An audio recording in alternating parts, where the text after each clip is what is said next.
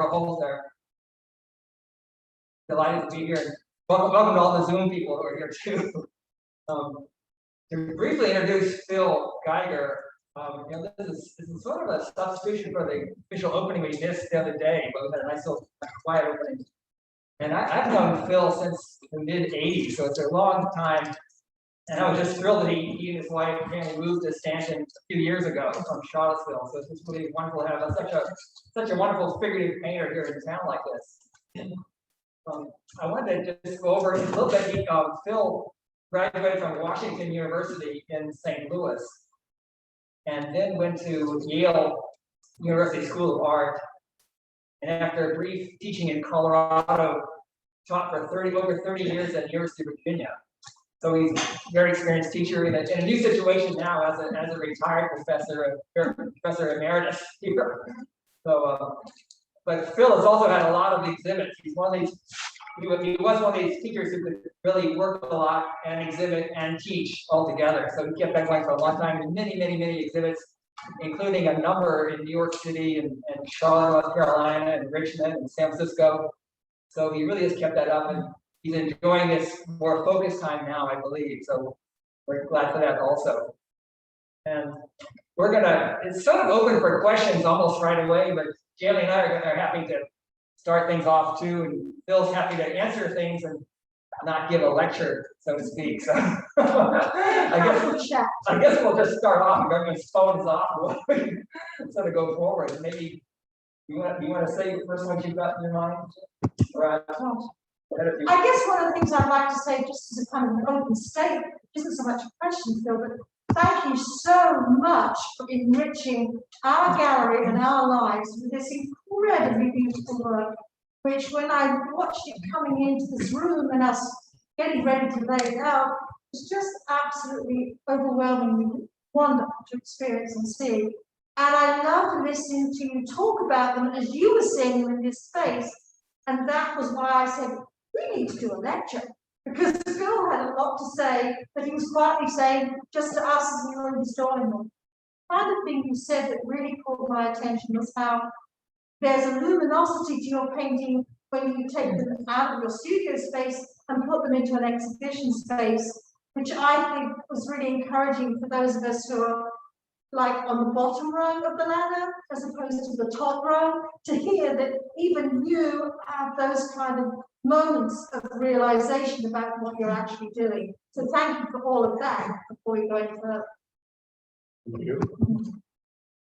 Yeah, so I wanted to ask Phil, first of all, you have gods of painting or major influences that have really affected you during your right now or in your past that you really look up to, and who would they be? A few, maybe, just to name a few. Yeah, thank you, and thank you everyone for coming to this. And I was just thinking about this because the Beverley Street Studio School has done this fundraiser called 30 by 30, where you write about an artist who particularly influenced you. And I wrote about one last year. And then in thinking and reflecting more about it, I realized that's not someone I would list as one of my, it was just an aha moment that I had with an artist. So the lineage I would put out for myself that has really influenced me over my entire life would be Vermeer, Corot, Degas, and Vuillard, and plenty of others. But that would really be the group that of artists that I've dug into at different times in my life very thoroughly. Like really, I want to look at this artist. I'm going to do it year after year and try to get something out of them. And so that would be the sort of lineage of influences. In that 30 by 30, I wrote about Sargent, which was a painting I particularly liked, and so on, but it wouldn't really make the list. It's not someone that I look at a lot, but those others I've spent years at different times really trying to dig into, and they just give me a lot of inspiration. Is there one of those four you specifically, like if you could only take one on the desert island, who would it be? Gosh, it would be different periods. Like when I was young, it was certainly Vermeer. When I was in school and later, and I just thoroughly dug into that. And wow, would I not know how to, because they represent sort of different sides to me. Right. And What is the side that you get from Vermeer? Is it light? Is it something else? it's like the universality of the work, that it's transformed things like windows and people in rooms into something that's very separate from the world and has a magic to the light. That's just a standard for me of something that I aspire to. And it's not really something you can take or identify what it is that where that comes from.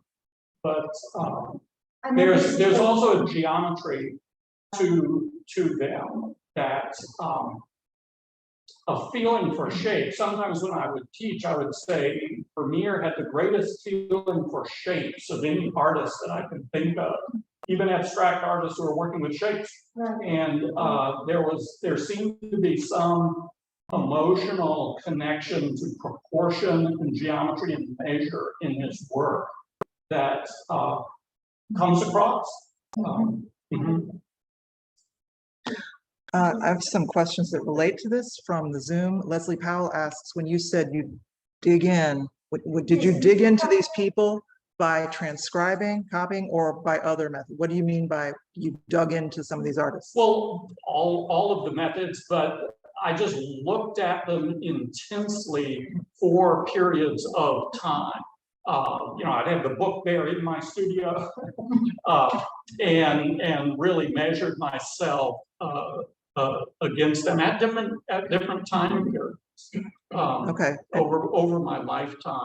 Jeff Carr asks, could you talk at all about your relationship to the new realists of the 70s and 80s for your generation that came up and you came up and then what do you think about the disrupted realism that some people are talking about now, if you want to talk about it? Yeah.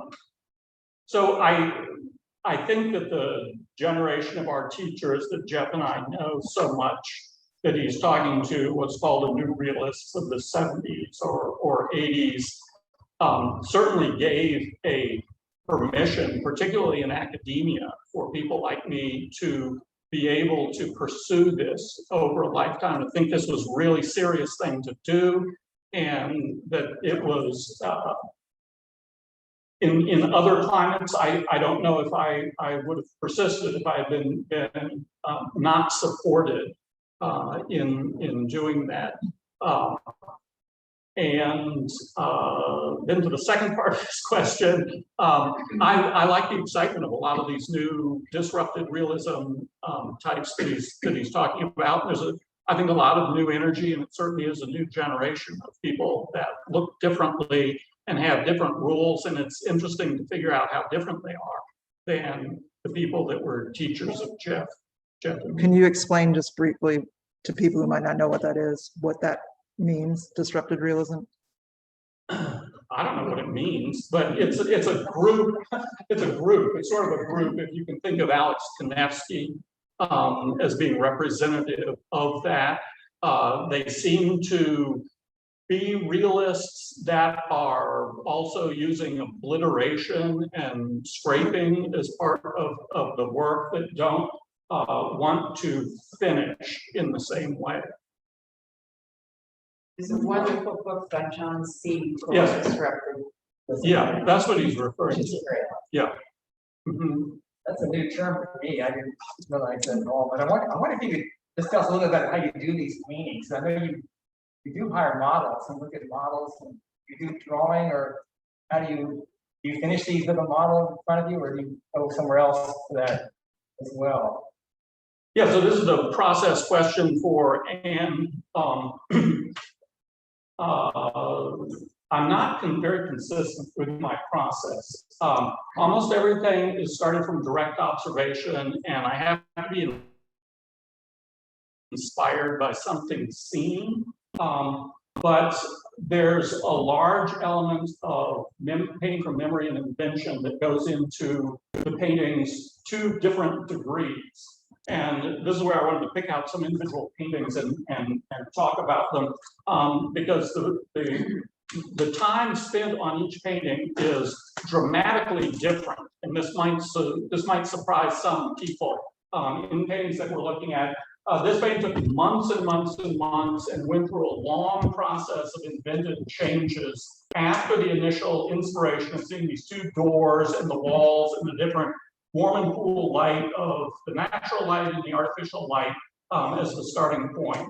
And there's probably 20 paintings underneath it, many figures underneath there that we don't see. And it was worked from invention, actually moving away from the naturalism that I usually work with. If you contrast that to just the painting of the sleeping figure down there, that was painted in one shot. It was an observation painting. It was one lucky day, I felt, of painting. It's actually this other one that I was talking about. Sorry, but the one right behind you. But so the process is quite different there. And this other sleeping, I'm not going away from what was in front of me. That's my model. She was there. It was Monday morning or whatever it was, and from the time that was the painting. And it happened. There was a slight cleaning up or addition of a foot at the end of the day, and then that was it. Stopped. And that was it. This one went through a great deal of changes. This figure down here is something interesting to me because it couldn't be that size. From where I sit, the model couldn't be that low or close to me. It wouldn't be in size in relationship to the other things. And it went through a number of changes. And I finally ended up with that, and I liked the bending of the space that happens with that size moving back to the dark door there. And that took place over months. I didn't have the idea to get. Back to the process question, I don't start with much of a plan. And I'm suspicious of plans a little bit in working. I start with something that excites me. I start the work in a flash, and I try to hold on to that, but allow the painting to develop from there. I don't have a really elaborate plan. Certainly had no idea this figure was going to be in the painting. There was a standing figure in there for a long time. When I started the painting, there was no figure in there. Went through a number of changes. I had other thoughts that it might have been. I just kept working and working, overpainting it, sometimes sanding, and sometimes scraping, and it arrived at something else. So there's a range of processes. Do you draw or compose this little kind of compositional drawing or any kind of drawing before start painting? Not much. Sometimes I will do that, and there'll be thumbnail-like little compositional ideas of what if it's divided right here, and there's this block shape here, and this block shape here, and here's the proportions I'm working with. And I think that the proportions that I'm working with are the first decision that you make, and then how that's divided out is what I would think about in a thumbnail. Like the door over here, is it over here? Is this shape here? Is this shape there? And that's as much as I do. And sometimes I don't even do that. I just start with something because I was excited by this color next to that color, or this object, or the model even, and then try to build the painting around it. Yeah. So you're doing these conceptualizations as you're looking at the space of the life in front. You're not coming preconceiving these in your head. You're letting the model, the atmosphere of the space, inspire your composition before you start the painting. Well, both. I mean, this was a lot of time back in the studio, away from the room that I was painting, just trying to make it up, make this. I was kind of made up in that painting, and so there is a lot of work just straight from memory. That doesn't work. I take it back to the place. Sometimes I'll go back to the place without the painting and sit there and look at this, try to get the whole thing, you know, by not having the painting and looking at it, or making a drawing. So make a drawing in the middle of it. So I didn't see it as a trial and error process of going at it and continuing to go at it. And if I go at it long enough, you know, it's something that I become happy with actually happens. So it takes me a long time. And So back to An Nguyen's question about, is it the visual experience first or the design idea first? Are you basically saying it's both back and forth? You're just pivoting back and forth? both, but I'd say the visual experience is very important. Seeing something that's exciting to me, and the painting often ends up being much more than that, but seeing some light coming into the room or some big divisions that I've seen as it's exciting to me is the starting point. And she's asking, are these real spaces? Are you inventing spaces, doors, anything? All of this stuff is really there. These rooms really exist, correct? And they're Well, they do, but then they get altered. And so I don't have any clear answers for her. Sorry about that. But they certainly do start. I mean, these two doors are actually there. The proportions have been changed. I've moved it around. It's a dining room. Two doors right there. I mean, how did you change the proportions? I collapsed them. I thought the two doors were too even at one point. I experimented with the heights. I'm bending the wall. I experimented with this bending of the wall, trying to get this zooming back into the dark space from this push up here to zoom. So this movement around is something that I think about as I compose a lot. Something I took from Vermeer is that the figures are not the center of the painting in a lot of ways, even though they're in the center and they're very important. And this woman wearing pearls will sound very important, something like that. But the figures are kind of unknowable. And I move through the painting and find more meaning in a space between the chair and the wall, the light at the window threshold, the light rigging across the wall. There's one that has an embroidered seat cover that's just so beautiful. It's the most beautiful seat cover you've ever seen in your life. And you keep moving to other things. And as beautiful as the figures are, they seem to be unknowable. They're not presenting their identity to you in a way that I can feel. You don't know whether it's all the same model that he used. You don't really know who the people are, as specific as they are. You know, they seem to be very exacting works, and they're not portraits in that way. It sounds like Cezanne, who just thought of the human head as an apple, really. I mean, same thing as an apple. He painted his life as if she was a still life figure. You feel that way about your figures too. I mean, it sounds a little negative, but in a way, yes. Someone I know said I paint still lifes of figures, and I think one of the first things as a painter in college was painting still lifes. I was a still life painter for a long time, and I still think that I arrange things and may see things that way, whatever that is. I also like the idea of this sort of mixing of genres that decenters what the subject or the meaning of the work is. And there's not too many of these that have still life objects in them, but I see them as some kind of blend of a portrait, a still life, a genre painting, just a mix up. when we first installed this show, I remember Liz pointed that painting in the corner, I believe on the corner wall, that Liz said she'd stopped working on that painting anymore. I'm not correct about that. So I did want to ask Phil about this idea of when you complete a painting, how do you what's your sense of when a painting is completed, and are you satisfied with that painting perfectly, as Liz suggested you stop on? Yeah, That kind of thing, just to get an idea. well, that's a good question. I really struggled finishing things, and I have to say that Robert, by giving me this show, sort of made me get my act together a little bit and finish some paintings and complete some things, because I really can keep working on things. And I certainly thought that was just a painting to be sanded down. It was sitting in the corner, and Liz, you know, but I need paintings, so Liz said, take it out.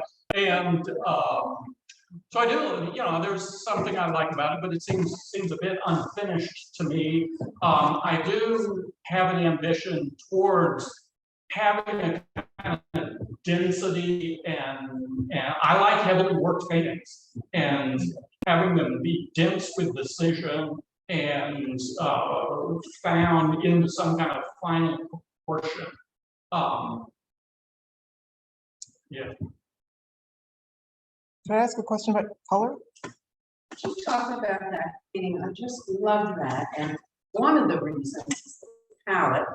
Your palette is gorgeous, and I'm wondering if it's limited.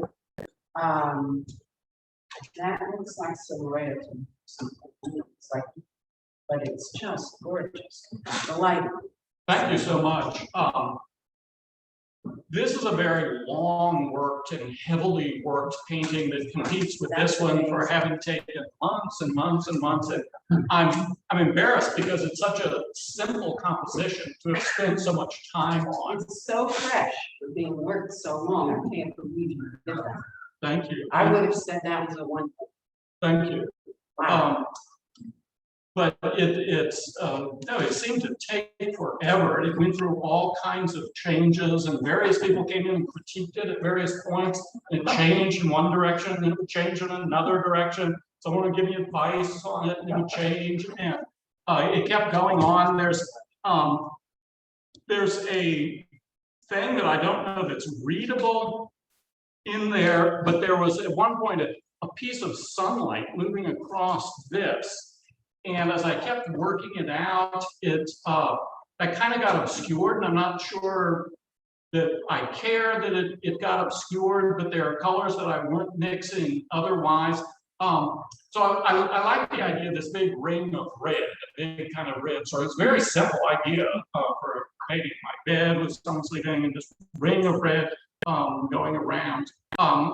One thing that I think you see in a number of these paintings is I'm experimenting with the warmth of incandescent light against the coolness of natural light in these spaces. And I guess a lot of these are happening in the door. I should do the reverse and have the warm light in the foreground. And anyway, I'll get to that. But so this balancing of these two reds, cold and warm, I'm trying to make into the fiction of different kinds of light.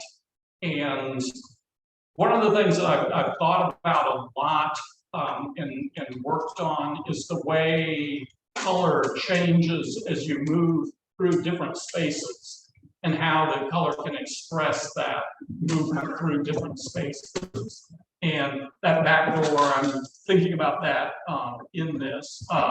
Just in case you don't know, there's a window here, right here, coming in with natural light, and then you look back into the hallway with the incandescent light back in there. I don't have a limited palette. I have all kinds of beautiful colors on my palette, and people have criticized me for turning many beautiful colors into grays and muds and so on. But I like to do that. I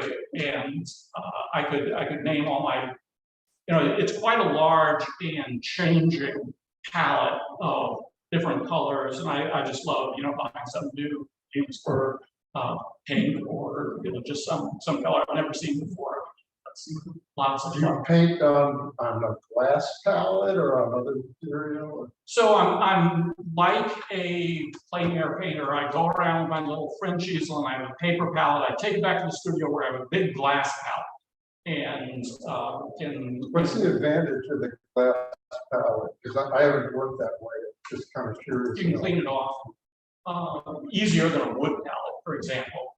And you can get it real clean, and they can also be really big. Right. I guess wood pallets could be too, but cleaning wood pallets is kind of a pain, and so I think people move towards glass pallets. You can scrape them, you can be lazy, let the paint dry, scrape them off. I wonder if you could speak a little bit to your surface prep. What you use acrylic gesso, you use an oil primer. You just, as we talked about, you destruct the surface a little bit when you even start. Just curious about. I know some of these are panels, some of these are paints, correct? Yeah, almost all of them are panels. Okay. There's a couple that are canvas, and I'm now buying prepared panels that have linen glued down on the surface. I can also make that myself when I need bigger ones, and anything over a certain size, I stretch canvas and make the ground like an oil ground. I work on linen and glue, oil ground. So I really like nice materials, and like having them. These panels I get are very nice. Linen put down with an oil ground on a board. I feel like your color has changed, and I wanted to ask about that kind of piggybacking on the other question about color. So I should know this, but I don't. Do you, to change your palette of the paintings in general, are you using different colors or using them differently? Are you just thinking differently? Does it have anything to do with the colors on the palette? I guess you'd want to say both, but I think it's mainly thinking differently, and I'm glad to see that if I work hard enough, the color does change from where I've been 1 year ago and 5 years ago, 10 years ago. I see a difference, and I couldn't again say there's any plan on my part, but just by whatever obsessions I'm having at the moment are directing me towards things. And I was talking about the reds and the warmth of the artificial light and so on. That's directed me towards a different palette.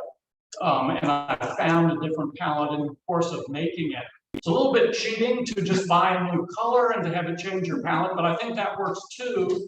And I have done that and just arbitrarily thrown something new in as a drawing color or some violet or something like that, just because it's out of character, and it may change the paint.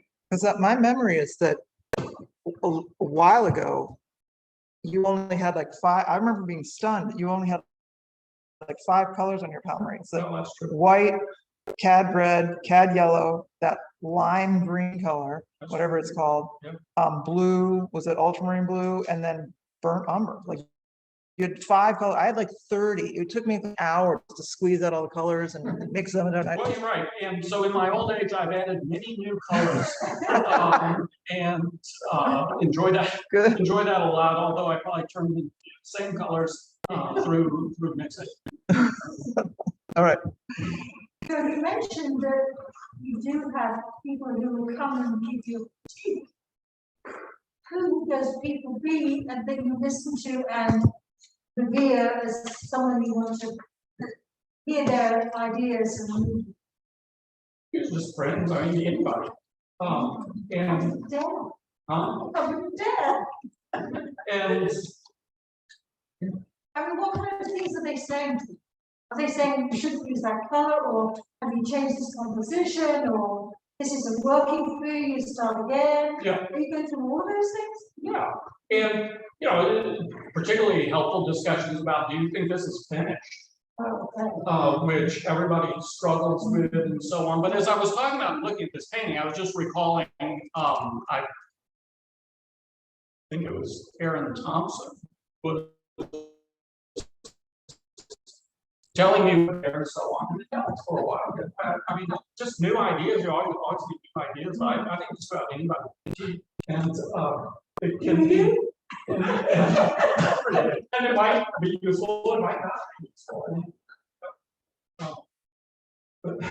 So Aaron's pretty much responsible for that painting, is that what you're saying? No, I changed. He's it online after here. I told him. So what, you didn't do it, he said? Then I didn't. Oh. Sorry, Aaron. But it's just, stimulation. Do you invite critique, or do people just come and pass by and say, how you do dialogue? No, I invite it, I guess. Because you're struggling or you have a question? Yeah. I'm all struggling.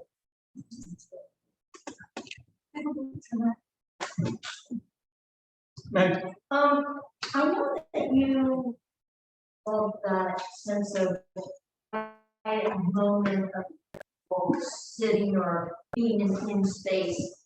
And I wanted to ask about, it's not that often that you have male and female.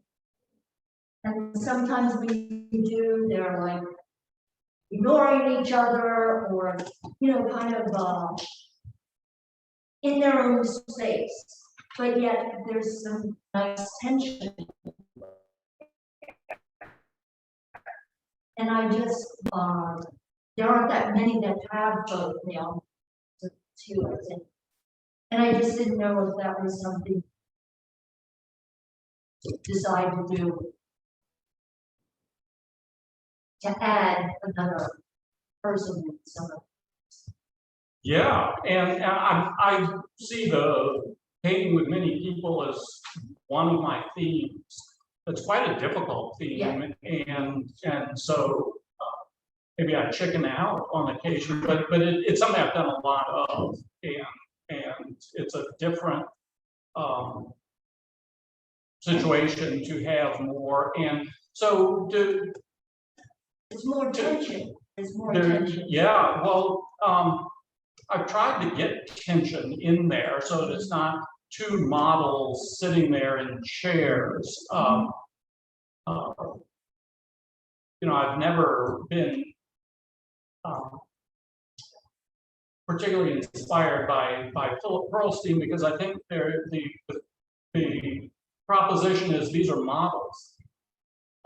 These are two models, and I've just got them to sit in this angle and that angle. And I like this idea of them being fictions, that you've come upon some bit of life happening, even though it isn't, of course, and they're just as artificial as anything else, and they're not all these things. But I like things that communicate that. I feel that in Vouliard's work, even though they're very experimentally composed, I feel that it's a fiction, that there might be a drama there. These people might know each other.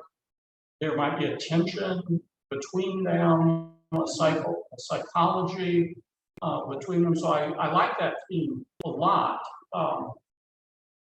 Although I have even simpler themes that I spend a lot of time with too, of a single person in private space. I think an observational painter becomes very attuned to their immediate surroundings and trying to dig deeper and deeper into a simple problem like my dining room, and the person in it seems to be a lot for me.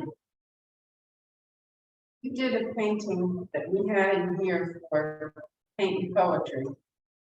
I thought of it as a rectory for a lot of figures, and some coming down this stairway with such light on it. And I figured the brothers were coming down for breakfast, and I had no idea what it was. But a painting like that with so much going on, is that something you've seen or just something you're thinking about? And it evolves on the canvas. Well, it was made up. I mean, certainly I didn't see that. Those again are started from my models, so I have to put them around and think of the situation that might be plausible.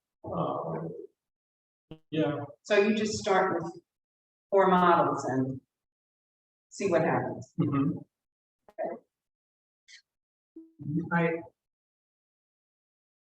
There's a range of work behind those, and I wondered if you could point out a couple of really most recent paintings and a couple much older paintings and talk about your aspirations for your own painting right now, or just how they vary, how those are different from the past to right now. So most of these paintings were completed this summer, and it's very recent work.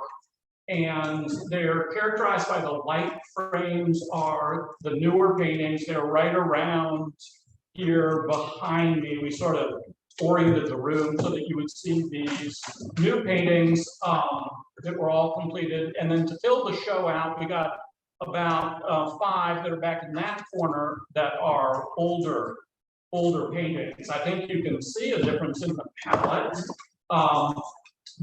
Or the light, the quality of light. This little one in the corner was the last painting, and it was wet enough when we hung the show that it hasn't been varnished. So I'm looking forward to varnishing it when shows over. That's the most recent one, but these are all quite recent, and we're finished this summer. Or after Robert told me that I had to have a show, and I got serious about finishing some paintings and put them together. So I was rather pleased to put this up and see the difference between what I'm working on now and the older paintings, which I would characterize as being a little more tonal and just not having some the same colors. Some of the same colors in it's also, you know, the show is titled something or another about my house, which I've just been in since 2017 and have been sort of working on, puzzling on, working with this new space, which you know, it's taken me quite a long time to think about what I want to do with it. It's gone through a number of changes. We started out in the space that many of these are painted in, and it had very aggressive wallpaper, which I thought was going to be great and that I was going to work with, and I just couldn't do it. And I struggled with it greatly. It was very dark. It was extremely high contrast wallpaper. It was kind of cool in some ways, but I just had the hardest time with it. And I think it made me realize something. I don't like local color. I don't like highly saturated color. I'm very happy with looking at something like a white room and finding the color within those whites, finding the color changes within those whites, and trying to make color out of them. And I feel cowardly to have not gotten the wallpaper and done a good job on that, but I may do that at some point. I think when you think of John Singer Sargent, I think of white a lot for Sargent, and I think that's what we can see. And I see in your work is that mastery of white. And even though that may not be your top artist to look at, but I think there's some relationship there too. So I appreciate that. And the fluidity, it's the fluidness of your fluid brushwork. Is there a white pigment you prefer? You know, I've always just used the titanium white. Utrecht titanium white. And really love lead whites, and I just stayed away from them myself and couldn't tell you really the difference. I know it's quite different. It's a transparent color, and so we work very well. I want a white that's really opaque, and titanium is great. Has your work changed? I know you mentioned that it's changed because you're no longer teaching full-time, but has the fact you're not teaching changed the way you approach your practice? I can paint a lot more. But yes, it's made a huge difference to me, and I don't want to discourage anyone from teaching, but teaching can be mentally draining, emotionally draining, and taking those things that you want to reserve for your studio that you have. And I found that, I think that happens to most people, and especially in very full-time type jobs of teaching. And so I'm very happy, and I feel like this new body of work is a bit of a representation that I can really get back into the studio, dive back into the studio in a intense way. So I'm really excited about that development. It's really different to paint every day than to have big blocks of time where you can't not paint every day now, but it's much closer to that. And I can think about it in the morning, and I can think about it at night, and I think painting should be like the most exciting part of your life. And if there are more exciting parts of your life, it's like taking away from the painting. So what was I just reading about? Thomas Mann was saying something about that his life had no events. He had a completely boring, nothing happened. In one day, he lived in solitude. He had no friends. He did have a family, but and that he saved his energy for his imagination. I was thinking about Phil's sort of steadiness of this figure in an interior. And looking at your website, it's been going on for quite a few years. This is really a theme in your career. But when I first knew Phil's work in the 80s, there were these landscapes of Charlottesville, so the cityscape of Charlottesville were really very nice. But I'm just wondering, how did you get started on this figure in the interior, and how was it such a motif for you to keep on so steadily? I mean, it seems like this is your main interest more than landscape, say, or city views. You know. It is, and it was my earliest. When in college, I actually got introduced to oil painting and started as an oil painter, and started really thinking like an artist.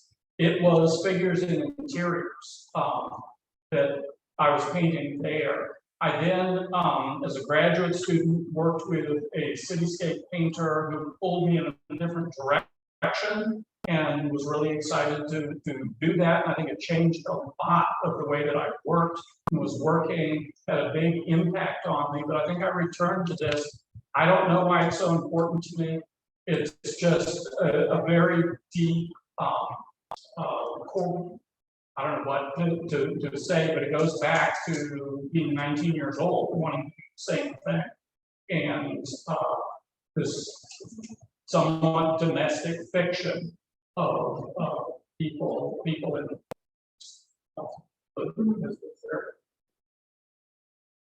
Remember what your art dealer said about that, what Peter said? what I just remember there was a panel discussion once, and because Peter knew you, I can't remember how old you were when you went, very young. And he said, he was a very formal guy, and he said, I met Phil when he was a lost little boy, painting big spaces with little teeny people in them far, far away. And then he got older and he got married and he became domesticated. He said, and so did his painting. He took it to me, and I was like, I guess that's a compliment. I don't know. Yeah, Facebook and Instagram are really bad a few days, but I know you were a little slow in getting interested in social media online. But I know you now have a very, very large Instagram following. Can you tell us a little bit about the world beyond Charlottesville and Stanton, and your own immediate association of friends and followers? Has helped you or inspired you or influenced you? Instagram, okay, I mean, just Instagram, so, how has it affected you? Gosh,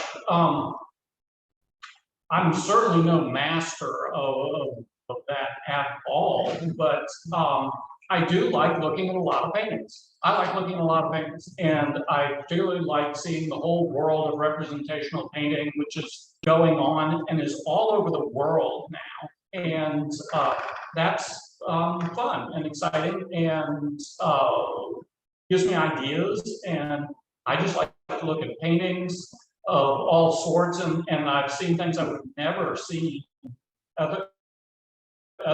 I mean, worlds always were much smaller, and I think back to when I was young, how small our worlds were. If it wasn't in your city, you didn't see it. And the magazines had like 2 things in it, and could be very unaware of what was happening. That might be good too, but anyway, at this point in my life, I like seeing a lot of things and seeing other people, and there's a lot of good, exciting work going on even from what I would call cultures that are rather different from ours, and I mean like these worlds of commercial work and illustration work. There's a lot of really talented people in there that I would have never sort of intersected, and that I can see people that can draw really well and do things. Do you have a clue about how many people are following? 1,000. Yeah, and probably 3 times that number are following you. Yeah, 5,000. It's quite a community. Definitely, there's definitely a community, and I think it served a need for everybody. Everybody's in their corner of this little town here, that little town there, and they like to see some good things. And anyway, it's just a lot of images that you wouldn't see otherwise. I'm also impressed by on social media how new works keep cropping up that I wasn't aware of. If there's probably 100 books on Bonnard, and I've probably looked at all of them. But I will see new works that show up on social media because they were in private hands and they've just been sold again, and somebody took a photograph of it in London in an auction house, and you see something that you wouldn't have seen otherwise, and that's pretty fun. You discover new people too. Yes. I never knew who Joan Erdley was until somebody talked about her and I looked her up. Yeah. She's now one of my very favorite artists. Amazing. So there is something good that happens from all this social media. I think so. It seems like the ghetto of artists that are on Instagram is quite a polite group and very positive from what I've seen. And yeah. What about experiencing work in real life, like we are in the gallery now, versus everything else on computer screens and stuff? How do you feel about that? Well, for sure, and that's the right point to bring up after our long discussion. Here, you particularly worry about young people not seeing the real thing. I mean, I've spent my life in museums and being able to be at the National Gallery so frequently. I don't feel it. I feel like I can see what.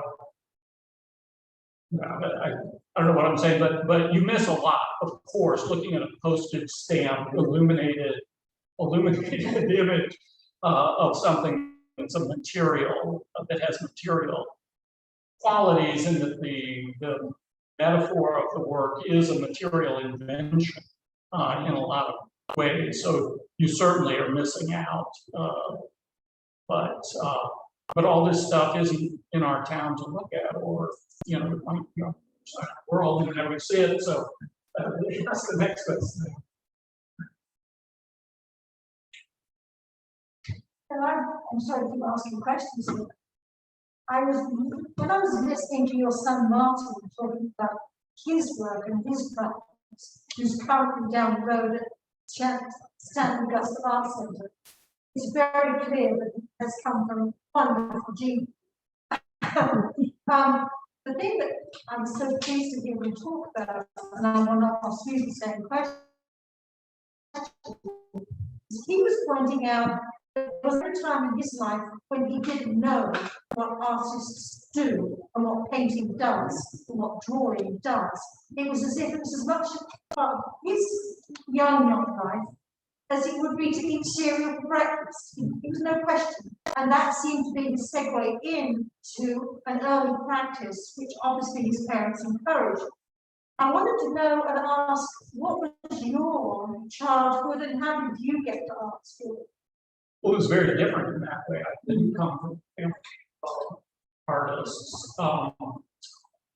although my mother sort of wistfully would have liked to have gone to art school, but no, it was very different. I grew up in South Florida where there was almost no art, there was no museums, there were no galleries, particularly when I was growing up there. And art school thinking anything about painting because I hadn't seen much of it at all. And I learned about what I liked from books in public library, and that was about the only place that I could see painting. And I started copying things out of there, and then art school opened up a whole lot for me. But it was very different than Martin growing up, where artists are coming over to our house all the time. Seeing people and seeing our studios. How do you know you want to go to art school? Where did that idea and encouragement come from? Well, I drew as a teenager and was the thing I was best at doing. I drew as a teenager and couldn't think of anything else I really wanted to study or do. There was nothing else, and my other options were like, well, I don't know, I didn't have any other serious options that I thought about. That was one thing that I liked, and I seemed to, people said that I was pretty good at it, and that was enough. And then I went to art school, which opened up a whole world. Just how do you make that step For into me, that? and I'm very grateful that my parents let me, because it's kind of a unlikely thing that you wouldn't want your children to do. Right. An unfortunate thing for them to do in most cases. Don't get a good career. You can Yes. sleep on Sundays. Yes. Yes. So did you go to college thinking you were going to be an artist? No, not really. And I thought the sort of commercial art way was the only real thing that you could do. And it was a friend of mine who I'm still friends with, Scott Knoll, who said, I'm going into painting. And both of us liked the same things and so on, but his courage to say that gave me the courage to say that. But I certainly went thinking that graphic design sounded like the only possible job. Because you can see a career at the end. Yes, you can see a career into this. And then both he and I sort of figured out that you might teach at the same time as doing this and find some way of supporting yourself as we've developed. Have you ever thanked Scott? I think so. I think I've told him. Oh, sorry. He's clearly instrumental in your process. Yes. Someone just, Tom Alderus just asked, I think you mentioned Bonnard as someone you've looked at intensively. If you haven't already, can you speak to his unique saturated color and if it has been an influence, or do you look to him as someone influential by the design and compositions? My color doesn't look much like him, but he's one of my aspirations. I might say, what I'm saying, I do look at it, I'm very inspired. I'm very inspired by his work, and he and Vouillard both are people that I just have around a lot. And I don't know how he makes that color work. But I try things like that a lot. I spent time copying Bonnard's, really trying to use those colors, which I love. But when I try to use them, they, and I don't know why at all, but I find them very inspirational.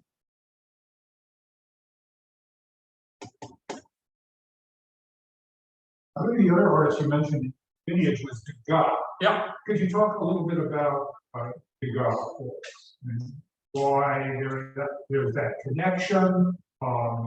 Presumably it's still there. And what do you think it is that's individual about, especially for you, for any of us? I'm very inspired from him as a colorist. even though we think of his figure drawing, of course, as being beyond belief, and I love that.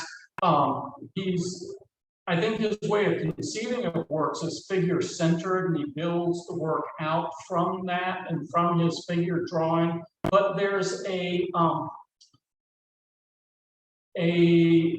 meaning to his color that I think is different from the other impressionists to me. There's a mystery to it and a depth to the color. It's hard for me to talk about, but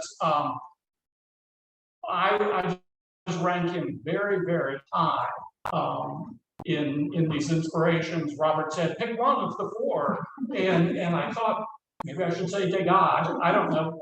It would change, but yeah, he's such a high standard of expressiveness to me and emotion in work at the same time as being exacting and he has also a sense of a volume in his space, including the figures, but including the architect, even occasionally the woman, that to me is unique. In addition to that exacting drawing standard, it's interesting. I never really pick up the colors, so that's a one thing to point out. and look at, you know, he's so experimental with color.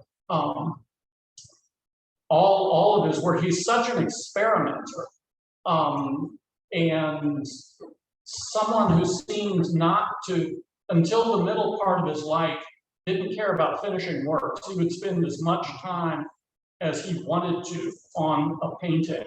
It seemed to have the highest of standards, and that's really inspiring to me.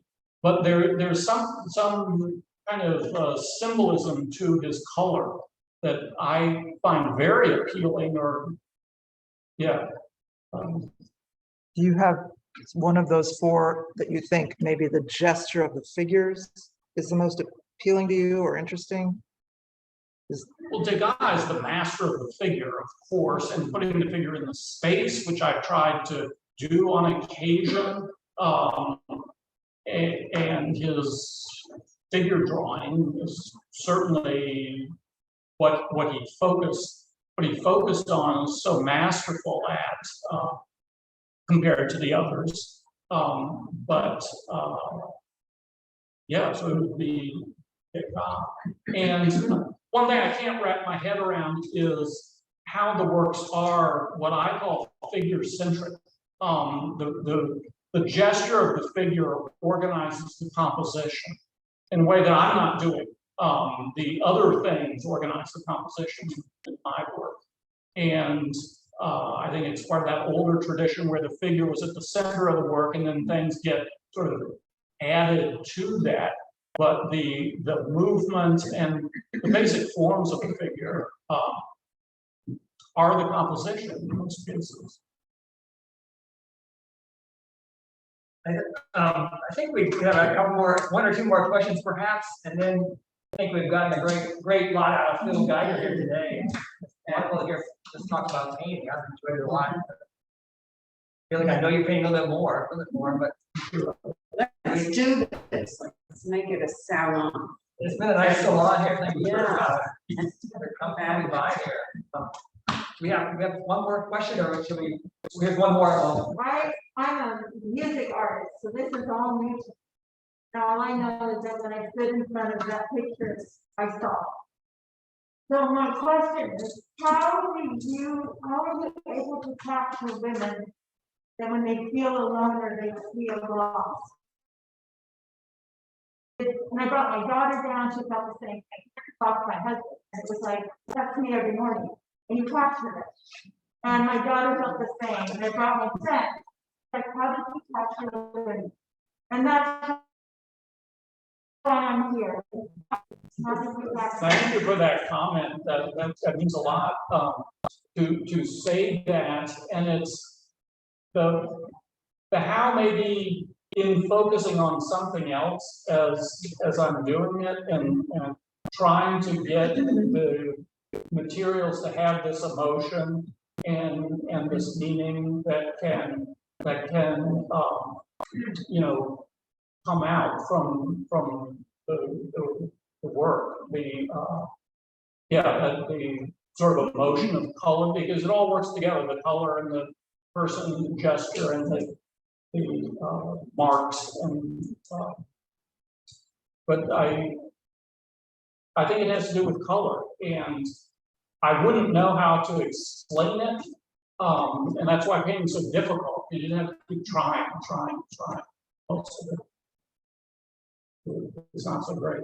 Well, you touched God or not. Thank you so much. Thank you so much. That's very meaningful. That's very meaningful. And So you wouldn't say the gesture is that what you're searching for in a gesture when the model's moving around? Something that just feels emotional to you about it? yeah, I think so. But I might put color up there as well. In beginning to embody emotion in the materials. Well, I think Thank you, everybody. that's still a question after we conclude. It's probably all work. Sure. Thank you so much for coming out. Thank you, everyone on Zoom. See you on YouTube.